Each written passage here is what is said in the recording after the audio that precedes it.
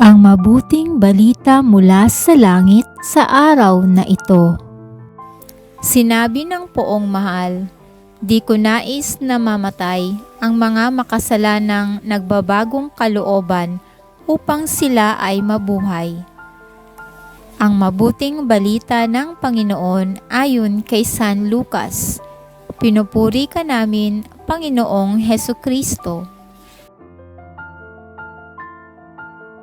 Noong panahong iyon, nakita ni Jesus ang isang publikano na nagngangalang Levi, nakaupo sa paningilan ng buwis.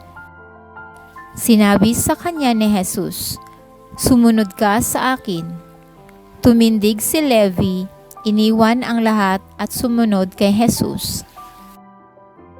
Si Jesus ay hinandugan ni Levi ng isang malaking piging sa kanyang bahay. Nakasalo niya roon ang mga publikano at ang iba pang mga tao. Nagbulong-bulungan ang mga Pariseyo at ang kanilang mga kasamang eskriba. Sinabi nila sa mga alagad ni Jesus, "Bakit kayo kumakain at umiinom na kasalo ng mga publikano at ng mga makasalanan?" Sinagot siya ni Jesus, "Hindi nangangailangan ng manggagamot ang walang sakit, kundi ang may sakit.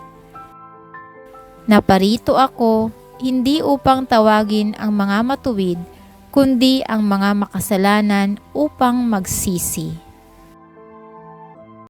Ito ang mabuting balita ng ating kaligtasan. Papuri sa Diyos. Maraming salamat po sa inyong tulong na maipalaganap ang mabuting balita ng Poong Jesus sa lahat ng mga Pilipino sa buong mundo. Pagpalain nawa tayong lahat.